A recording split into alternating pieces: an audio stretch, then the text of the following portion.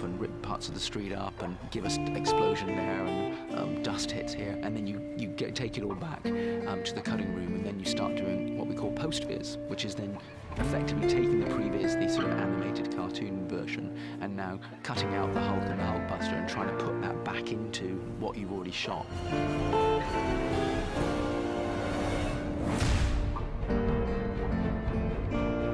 Right after they've had their visions, when all of them are realizing how disconnected they are from their own feelings and past and thoughts and how messed up they are, they're confronted with the normal family life. It puts a weight on, oh, this is why we do what we do. But everyone has to sort of take a look at themselves and like, oh yeah, what we're doing is really not quite so important. This is what it's really all about. Seeing everybody on set in costume and standing there with everybody, it's pretty fun to watch. It's pretty fun to see all those superheroes come to life. This is like a family of people that kind of get together and have these powers that act real normal in terms of how they react to each other. How they sit around and talk to each other, have brotherly fights, this, that, and the other. Isn't that why we fight? So we can end the fight, so we can go home? These movies are so successful because they resonate with the audience. The characters are multifaceted and they struggle and they are unlikely heroes and sort of reluctant heroes. Being able to embrace that and take it to an unexpected place, I think is one of the first ideas Joss had in this film. There's enough interpersonal and character stuff going on that you have something to hold on to when you get into the big set pieces. We are in the heart of Seoul. We are in Gangnam. You see all the tall buildings. It's really busy. I'm so excited and so proud as a Korean that we're shooting Avengers 2 here. The South Korean government was unbelievably helpful and inviting to allow us to do a massive sequence there. Korea is a very, very cutting-edge technological society, and they love the notion of us going there and showcasing it. And we have one of the biggest street chases we've ever had in a Marvel film, right there through the streets of Seoul. The idea that we're going to shut down huge parts of Seoul, close off major intersections, and see people shutting down 405, 101, 10, all in the middle of Los Angeles, all on weekdays. We've been maneuvering through 6, 8, 10, 12 cars at high speed, chasing a motorcycle, following it at its best speed. We're kind of hitting speeds at 50, 60k. You know, it's pretty quick when you're hitting on the back of the wheel. Describing sequences are pretty amazing. You know what's in that cradle? The power to make real change, and that terrifies you. I wouldn't call it a comfort.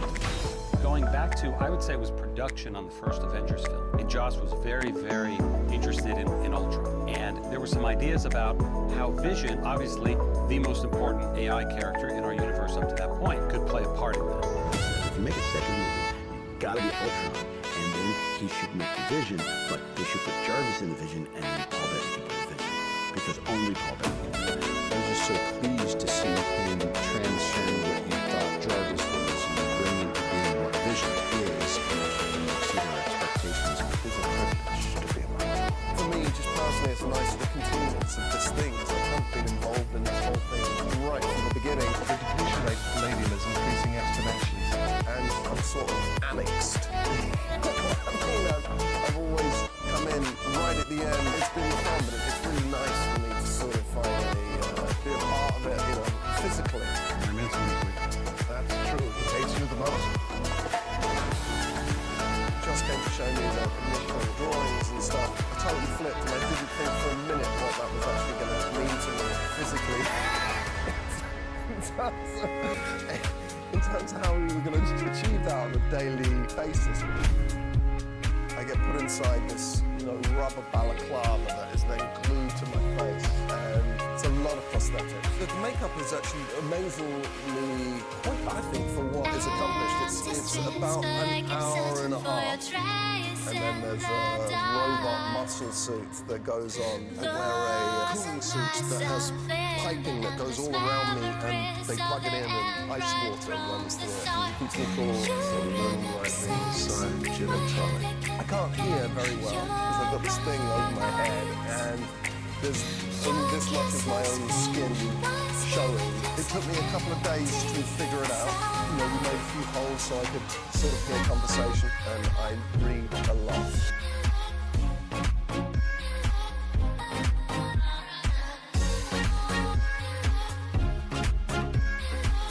We're in Sokovia, which is now in Hendon, in London. Sokovia previously was in Italy.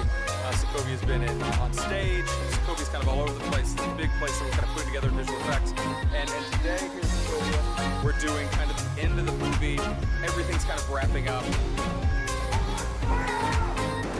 And we just had this massive strafing run. You know, Ultron had commandeered the Quinjet, and he came through, bam, bam, bam, bam, bam, and is taking out everybody. We had 1,300 explosions going off, one after the other, all timed, all written by our great special effects team. We were very lucky. We looked very hard for that location, and because we knew what we had to do to it in the Sensi post-destruction look, that made our search that much harder, because a lot of places simply wouldn't have allowed us to have done it with all the pyrotechnics and all the special effects and our footprint, you know, what we needed to do that. Very quickly we realized it actually worked incredibly well. Watching it being destroyed slowly but surely was pretty amazing to see, you know, this beautiful statue that Aaron and I were laughing about, you know, pretending it was us. And then, like, later when the world's ending and their limbs are gone and there's, like, a children's playground that's a tank. Like, it's just, it had a lot of humor as well. I really loved that set. Because that was a world. That was a whole world. It's very weird to be this close to being done. It was sort of, I describe it as that's the light at the end of the ballroom. I really have been having so much fun. It doesn't really feel like a tunnel. Part of that is because of being here. There's so much depth. There's so much room to maneuver. We've never had a set or a place to shoot like this. It's huge. You always want to end big. We've got a whole city lifting off and being ripped out of the ground. And then we've got all these sub-Ultrons that are attacking the Avengers and trying to take the Avengers out of the equation, whilst Ultron Prime is trying to destroy humanity. When I read some of the things that I read on the page, it just seemed so enormous.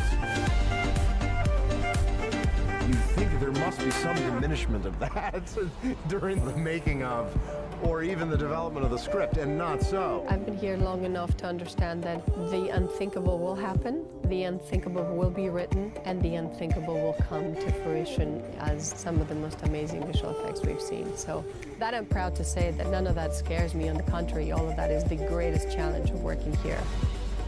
So they've got to end the film fighting together, and we've got to know that the Avengers live on. But the idea that the Avengers will live on, but in a completely different form, there's a galvanizing excitement about that.